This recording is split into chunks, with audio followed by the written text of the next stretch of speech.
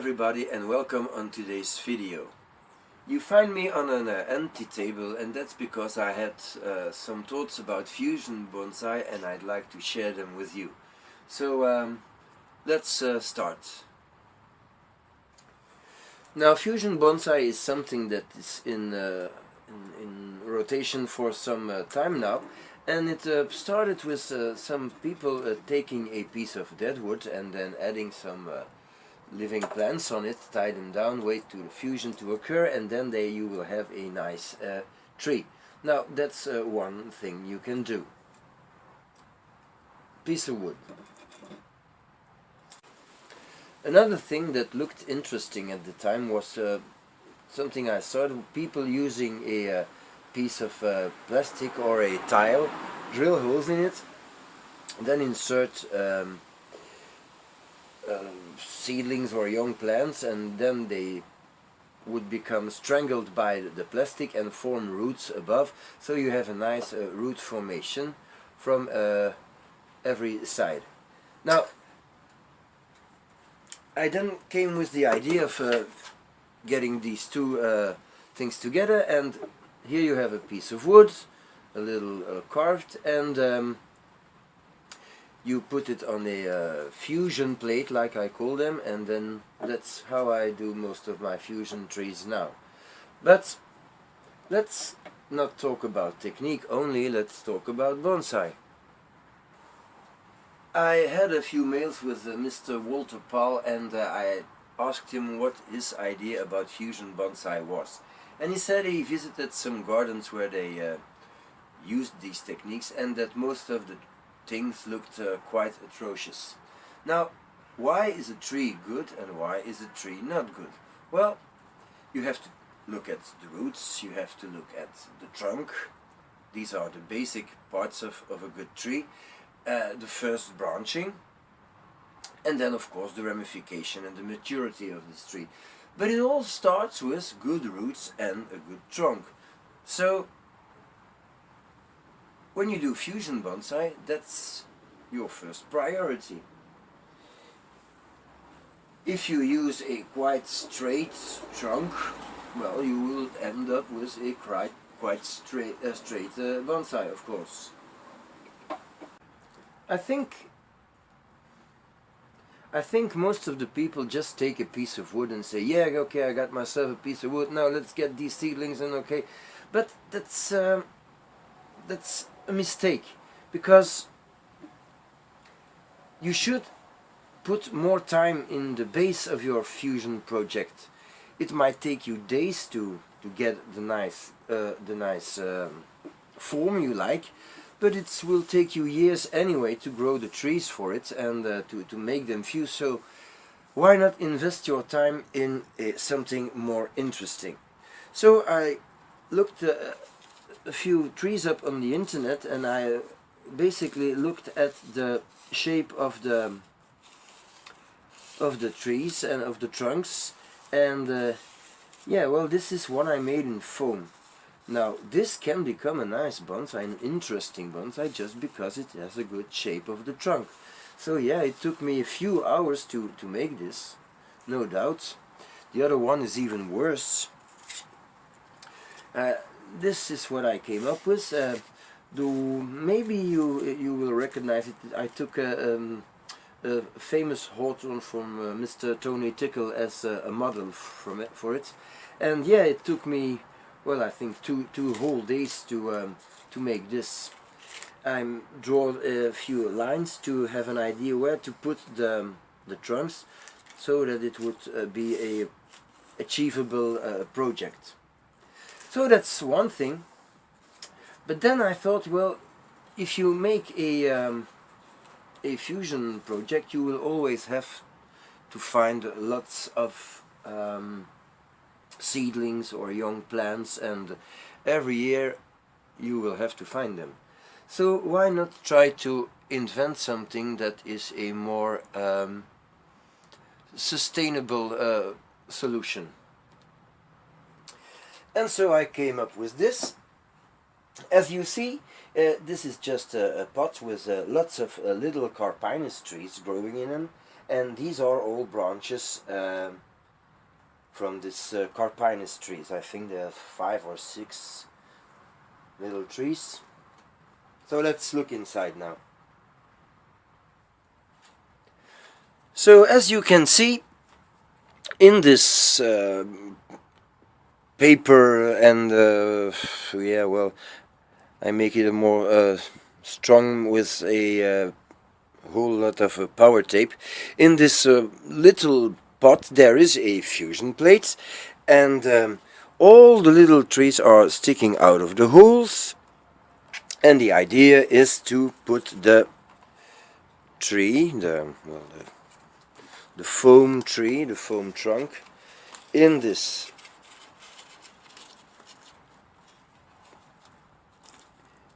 pot, and then the whole thing should get fused. Now you see that's not really going to happen this year because, well, all these trees are small, and I don't care for that. But what I want to achieve this year is that all these trees grow, and if I see that they grow well, I can start to fill the little well, pot with some soil, so that when the trees grow and get thicker, that the tree will start to constrict themselves in the holes and emerge roots. With Carpinus, it is something that is very easy to achieve.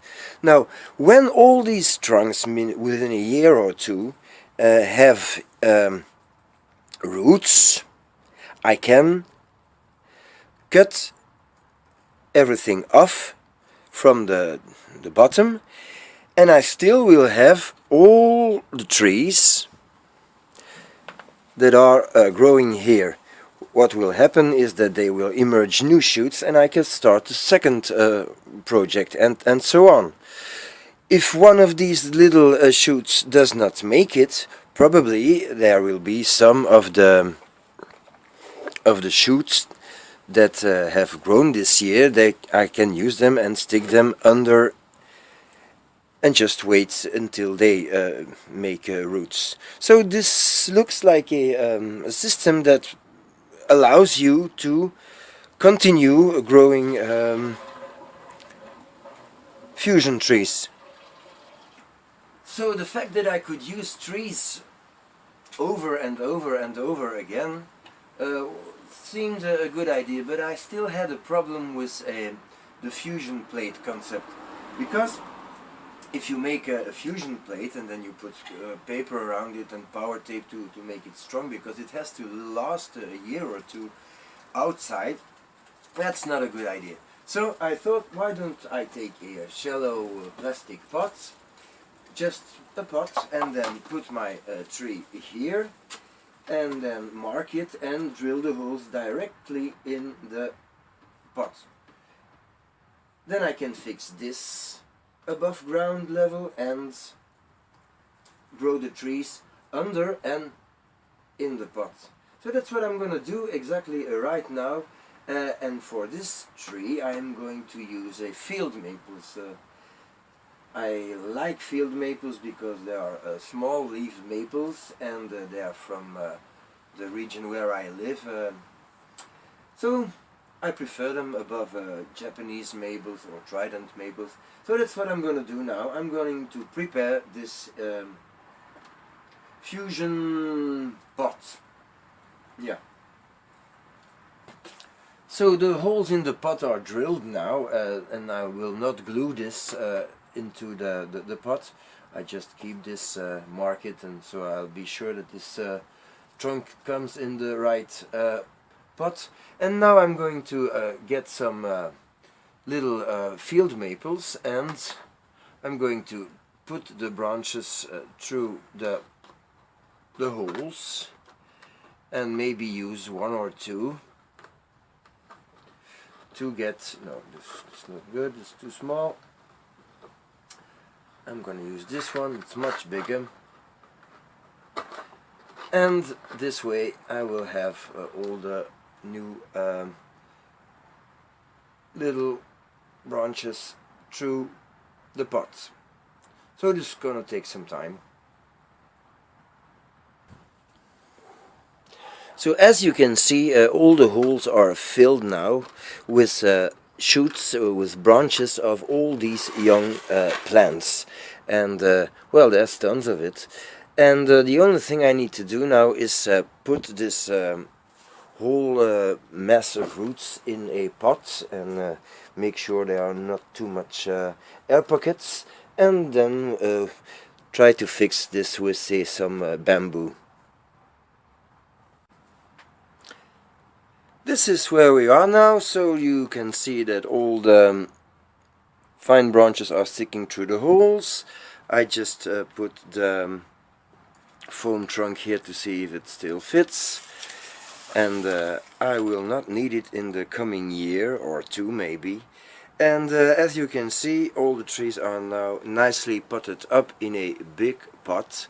So the only thing I will have to do now is water this and feed this, so that all the shoots at the top will grow nicely. And then all these shoots will thicken and get constricted by the hole and will start to form roots when I put soil in this, let's call it a bucket. So this concludes the work for today, and yeah, well, I hope that this will turn out right. As you see, the little shoots that did not make it till to the top are still doing good, I guess, and will probably shoot and grow the next spring, and give me some possibility to replace some of the dying branches. I don't know if there's going to be dying branches, but it will still help, and you can access them from here. So yeah, I think this might work. Could take a year or two before we have a good rooted structure in this bucket, and it could take another 2 or 3 years before the fusion on this foam trunk really occurs.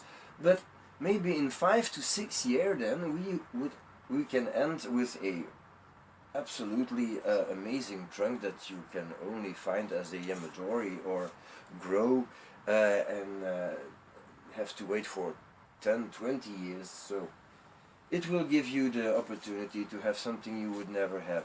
So what I like to say to end this video, if you want to make fusion bonsai, try to make a nice trunk, try to make something interesting.